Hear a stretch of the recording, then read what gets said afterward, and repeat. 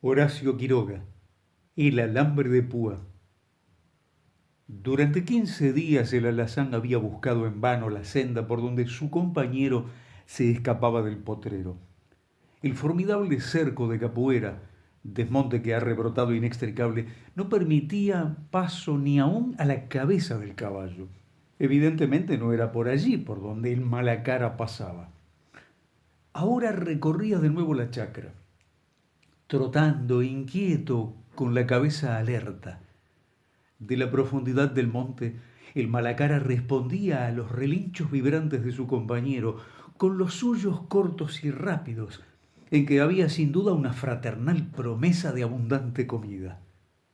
Lo más irritante para el alazán era que el Malacara reaparecía 2 o 3 veces en el día para beber. Prometíase aquel entonces no abandonar un instante a su compañero, y durante algunas horas, en efecto, la pareja pastaba en admirable conserva. Pero de pronto el Malacara con su soga a rastra se internaba en el chircal, y cuando el alazán, al darse cuenta de su soledad, se lanzaba en su persecución, hallaba el monte inextricable. Esto sí, de adentro, muy cerca aún, el maligno Malacara respondía a sus desesperados relinchos con un relincho a boca llena. Hasta que esa mañana el viejo alazán halló la brecha muy sencillamente, cruzando por frente al chircal que desde el monte avanzaba 50 metros en el campo. Vio un vago sendero que lo condujo en perfecta línea oblicua al monte. Allí estaba el Malacara, deshojando árboles. La cosa era muy simple. El Malacara, cruzando un día el Chircal, había hallado la brecha abierta en el monte por un incienso desarraigado. Repitió su avance a través del Chircal hasta llegar a conocer perfectamente la entrada del túnel. Entonces usó del viejo camino que con el alazán había formado a lo largo de la línea del monte. Y aquí estaba la causa del trastorno del alazán. La entrada de la senda formaba una línea sumamente oblicua con el camino de los caballos, de modo que el alazán, acostumbrado a recorrer este de sur a norte y jamás de norte a sur, no hubiera hallado jamás la brecha. En un instante estuvo unido a su compañero y juntos entonces, sin más preocupación que la de despuntar torpemente las palmeras jóvenes, los dos caballos decidieron alejarse del malhadado potrero que sabían ya de memoria. El monte, sumamente raleado, permitía un fácil avance, aún a caballos. Del bosque no quedaba en verdad sino una franja de 200 metros de ancho. Tras él, una capuera de 2 años se empenachaba de tabaco salvaje. El viejo alazán, que en su juventud había correteado capueras hasta vivir perdido 6 meses en ellas, dirigió la marcha, y en media hora los tabacos inmediatos quedaron desnudos de hojas, hasta donde alcanza un pescuezo de caballo. Caminando, comiendo, curioseando, el alazán y el Malacara cruzaron la capuera hasta que un alambrado los detuvo. Un alambrado, dijo el alazán. Sí, alambrado, asintió el Malacara, y ambos, pasando la cabeza sobre el hilo superior, contemplaron atentamente. Desde allí se veía un alto pastizal de viejo rosado, blanco por la hilada, un bananal y una plantación nueva. Todo ello poco tentador, sin duda, pero los caballos entendían ver eso y uno tras otro siguieron el alambrado a la derecha. 2 minutos después pasaban. Un árbol, seco en pie por el fuego, había caído sobre los hilos. Atravesaron la blancura del paso helado, en que sus pasos no sonaban, y bordeando el rojizo bananal quemado por la escarcha, vieron entonces de cerca qué eran aquellas plantas nuevas. Es yerba, constató el Malacara, haciendo temblar los labios a medio centímetro de las hojas coriáceas. La decepción pudo haber sido grande, mas los caballos, si bien golosos, aspiraban sobre todo a pasear. de modo que, cortando oblicuamente el yerbal, prosiguieron su camino, hasta que un nuevo alambrado contuvo a la pareja. Costereáronlo con tranquilidad grave y paciente, llegando así a una tranquera abierta para su dicha, y los paseantes se vieron de repente en pleno camino real. Ahora bien, para los caballos, aquello que acababan de hacer tenía todo el aspecto de una proeza. Del potrero aburridor a la libertad presente había infinita distancia. Mas, por infinita que fuera, los caballos pretendían prolongarla aún, y así, después de observar con perezosa atención los alrededores, quitáronse mutuamente la caspa del pescuezo y en mansa felicidad prosiguieron su aventura. El día, en verdad, favorecía el estado del alma. La bruma matinal de Misiones acababa de disiparse del todo, y bajo el cielo súbitamente puro el paisaje brillaba de esplendorosa claridad. Desde la loma cuya cumbre ocupaban en ese momento los dos caballos, el camino de tierra colorada cortaba el pasto delante de ellos con precisión admirable. Descendía al valle blanco de espartillo helado para tornar a subir hasta el monte lejano. El viento, muy frío, cristalizaba aún más la claridad de la mañana de oro, y los caballos, que sentían de frente el sol, casi horizontal todavía, entrecerraban los ojos al dichoso deslumbramiento. Seguían así, solos y gloriosos de libertad, en el camino encendido de luz, hasta que al doblar una punta de monte vieron, a orillas del camino, cierta extensión de un verde inusitado. Pasto, sin duda, más en pleno invierno. Y con las narices dilatadas de gula los caballos se acercaron al alambrado. Sí, pasto fino, pasto admirable. Y entrarían ellos, los caballos libres. Hay que advertir que el alazán y el Malacara poseían desde esa madrugada alta idea de sí mismos. Ni tranquera, ni alambrado, ni monte, ni desmonte, nada era para ellos obstáculo. Habían visto cosas extraordinarias, salvado dificultades no creíbles, y se sentían gordos, orgullosos y facultados para tomar la decisión más estrafalaria que ocurrirse les pudiera. En este estado de énfasis, vieron, a 100 metros de ellos, varias vacas detenidas a orillas del camino, y encaminándose allá, llegaron a la tranquera, cerrada con 5 robustos palos. Las vacas estaban inmóviles, mirando fijamente el verde paraíso inalcanzable. ¿Por qué no entran?, preguntó el alazán a las vacas. Porque no se puede, le respondieron. Nosotros pasamos por todas partes, afirmó el alazán altivo. Desde hace un mes pasamos por todas partes. Con el fulgor de su aventura, los caballos habían perdido sinceramente el sentido del tiempo. Las vacas no se dignaron siquiera a mirar a los intrusos. Los caballos no pueden, dijo una vaquillona movediza. Dicen eso y no pasan por ninguna parte. Nosotras sí pasamos por todas partes. Tienen soga, añadió una vieja madre sin volver la cabeza. Yo no tengo soga, respondió vivamente el alazán. Yo vivía en las capueras y pasaba. Sí, detrás de nosotras. Nosotras pasamos y ustedes no pueden. La vaquillona movediza intervino de nuevo. El patrón dijo el otro día, a los caballos con un solo hilo se los contiene. Y entonces, ustedes no pasan. No, no pasamos, repuso sencillamente el Malacara, convencido por la evidencia. Nosotras sí. Al honrado Malacara, sin embargo, se le ocurrió de pronto que las vacas, atrevidas y astutas, impertinentes invasoras de chacras y del código rural, tampoco pasaban la tranquera. Esta tranquera es mala, objetó la vieja madre. Él sí, corre los palos con los cuernos. ¿Quién?, preguntó el alazán. Todas las vacas volvieron a él la cabeza con sorpresa. ¿El toro Baragüí? Él puede más que los alambrados malos. ¿Alambrados? ¿Pasa? Todo. Alambre de púa también. Nosotras pasamos después. Los dos caballos, vueltos ya a su pacífica condición de animales que a un solo hilo se les contiene, se sintieron ingenuamente deslumbrados por aquel héroe capaz de afrontar el alambre de púa, la cosa más terrible que puede hallar el deseo de pasar adelante.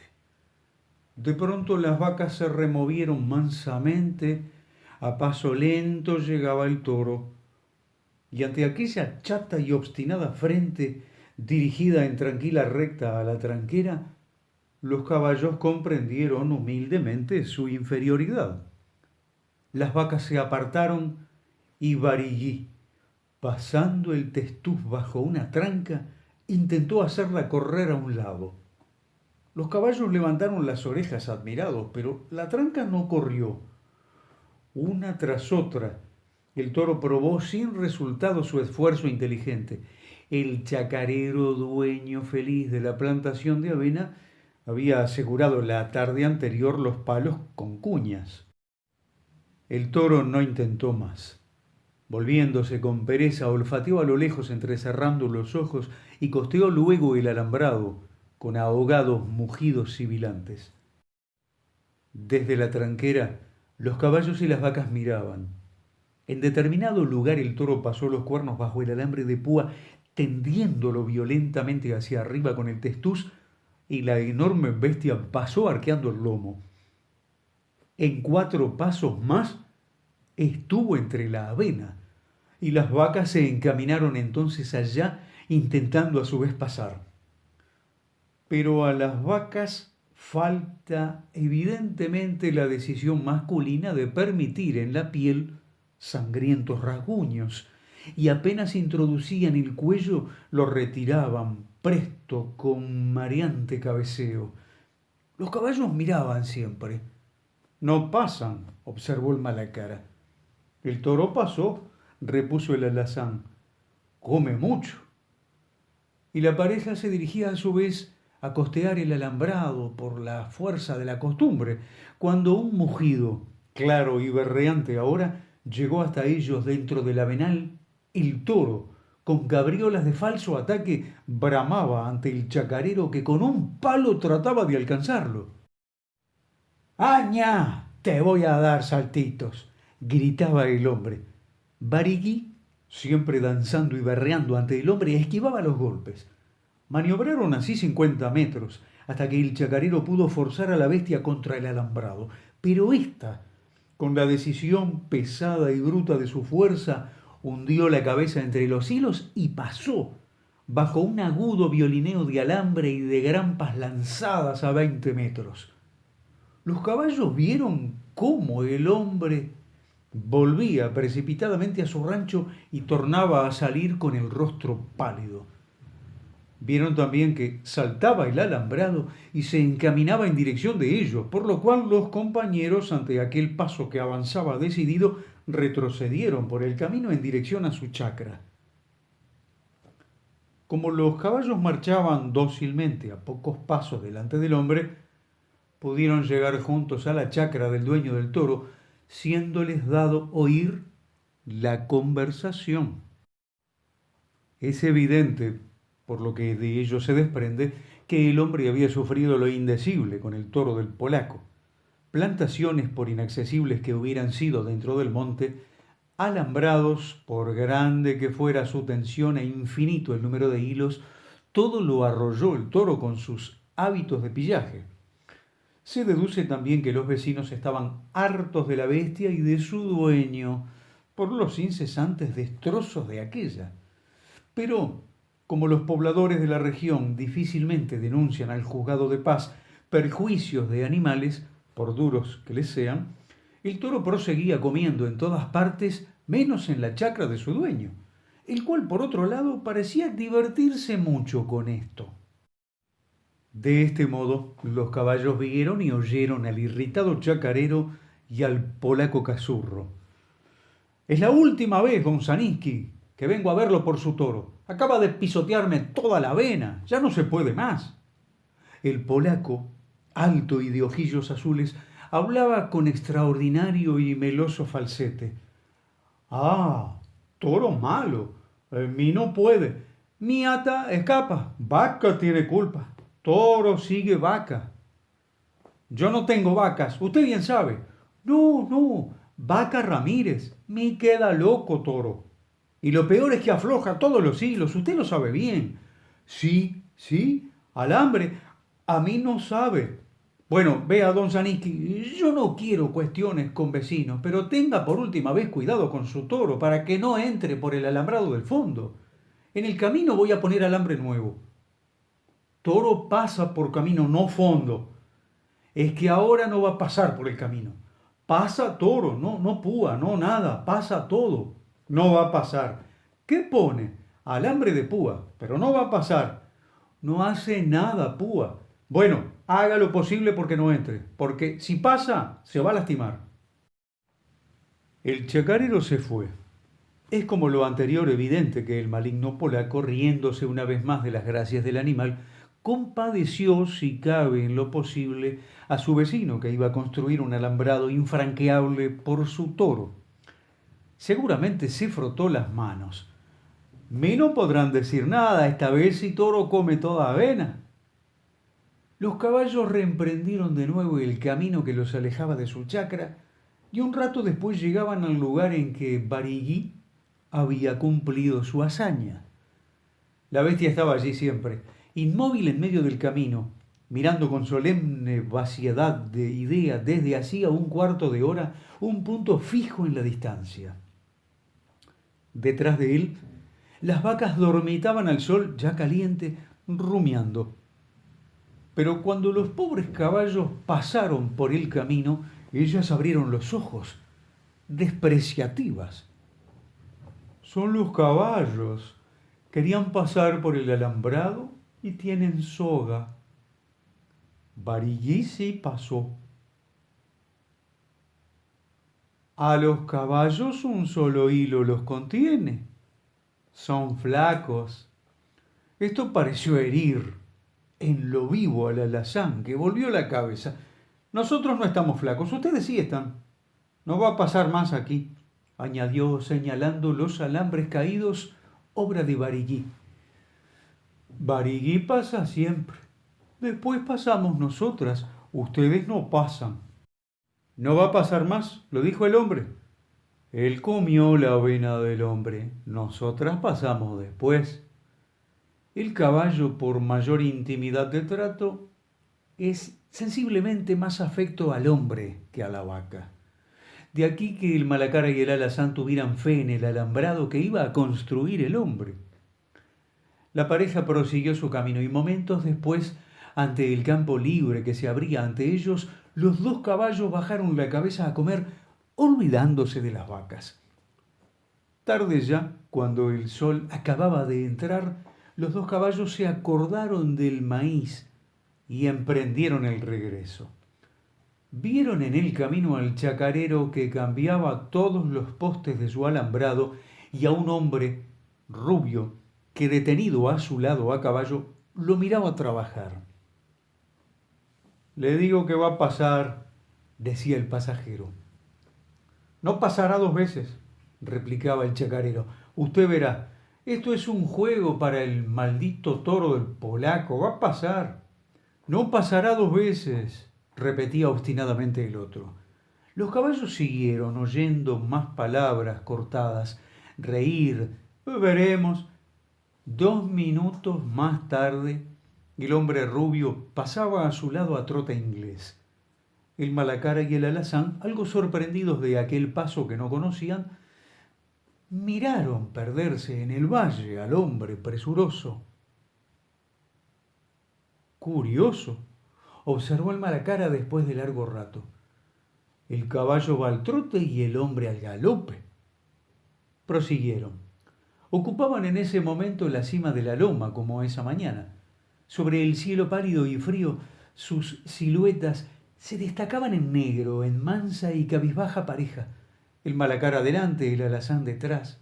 La atmósfera, ofuscada durante el día por la excesiva luz del sol, adquiría a esa semisombra crepuscular una transparencia casi fúnebre. El viento había cesado por completo y con calma de atardecer, en el que el termómetro comenzaba a caer velozmente, el valle helado extendía su penetrante humedad, que se condensaba en rastreante neblina en el fondo sombrío de las vertientes. Revivía en la tierra ya enfriada el invernal olor del pasto quemado, y cuando el camino costeaba el monte, el ambiente, que se sentía de golpe más frío y húmedo, se tornaba excesivamente pesado de perfume de azahar.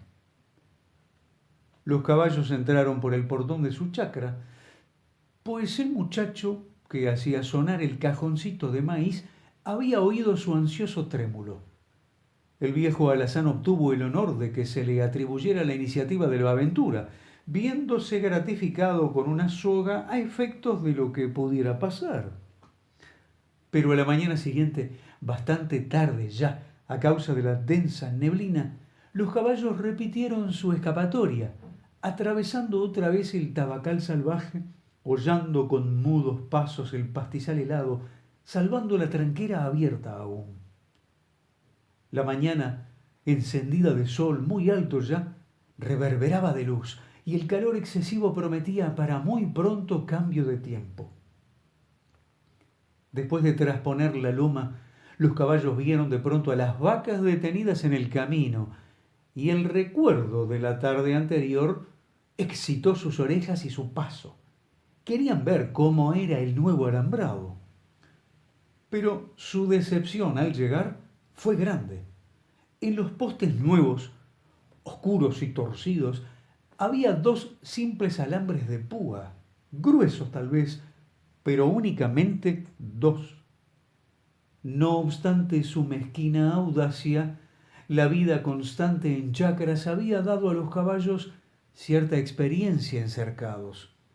Observaron atentamente aquello, especialmente los postes. Son de madera de ley, observó el malacara. Sí, cernes quemados. Y tras otra larga mirada de examen constató: el hilo pasa por el medio, no hay grampas. Están muy cerca uno de otro. Cerca los postes, sí, indudablemente, 3 metros. Pero en cambio aquellos dos modestos alambres en reemplazo de los 5 hilos del cercado anterior desilusionaron a los caballos. ¿Cómo era posible que el hombre creyera que aquel alambrado para terneros iba a contener al terrible toro? El hombre dijo que no iba a pasar. Se atrevió, sin embargo, el malacara, que en razón de ser el favorito de su amo comía más maíz, por lo cual sentíase más creyente. Pero las vacas lo habían oído. Son los caballos. Los dos tienen soga. Ellos no pasan. Barigui pasó ya. ¿Pasó por aquí?, preguntó descorazonado el malacara. Por el fondo. Por aquí pasa también. Comió la avena. Entretanto, la vaquilla locuaz había pretendido pasar los cuernos entre los hilos, y una vibración aguda, seguida de un seco golpe en los cuernos, dejó en suspenso a los caballos. Los alambres están muy estirados, dijo después de largo examen el alazán. Sí, más estirado no se puede. Y ambos, sin apartar los ojos de los hilos, pensaban confusamente en cómo se podría pasar entre aquellos dos hilos. Las vacas, mientras tanto, se animaban unas a otras. Él pasó ayer, pasa el alambre de púa, nosotras después. Ayer no pasaron, las vacas dicen sí y no pasan, oyeron al alazán. Aquí hay púa y Barigui pasa, allí viene, costeando por dentro del monte del fondo, a 200 metros aún, el toro avanzaba hasta el avenal. Las vacas se colocaron todas de frente al cercado, siguiendo atentas con los ojos a la bestia invasora. Los caballos, inmóviles, alzaron las orejas. Come toda la avena, después pasa. Los hilos están muy estirados. Observó aún el Malacara tratando siempre de precisar lo que sucedería si... Comió la avena, el hombre viene, viene el hombre, lanzó la vaquilla locuaz. En efecto, el hombre acababa de salir del rancho y avanzaba hacia el toro.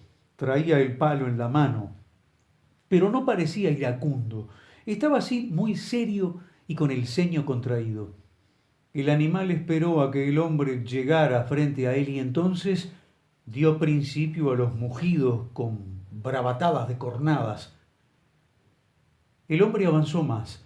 El toro comenzó a retroceder, berreando siempre y arrasando la avena con sus bestiales cabriolas, hasta que, a 10 metros ya del camino, volvió Grupas con un postrer mugido de desafío burlón y se lanzó sobre el alambrado. Viene Barrigui, él pasa todo, pasa alambre de púa. Alcanzaron a clamar las vacas. Con el impulso de su pesado trote, el enorme toro bajó la cabeza y hundió los cuernos entre los dos hilos. Se oyó un agudo gemido de alambre. Un estridente chirrido se propagó de poste a poste hasta el fondo y el toro pasó. Pero de su lomo y de su vientre, profundamente abiertos, canalizados desde el pecho a la grupa, llovían ríos de sangre. La bestia, presa de estupor, quedó un instante atónita y temblando.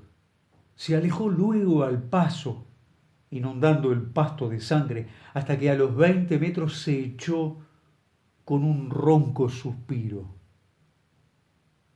A mediodía el polaco fue a buscar a su toro y lloró en falsete ante el chacarero impasible. El animal se había levantado y podía caminar, pero su dueño, comprendiendo que le costaría mucho trabajo curarlo, si esto aún era posible, lo carneó esa tarde, y al día siguiente al Malacara le tocó en suerte llevar a su casa en la maleta 2 kilos de carne del toro muerto.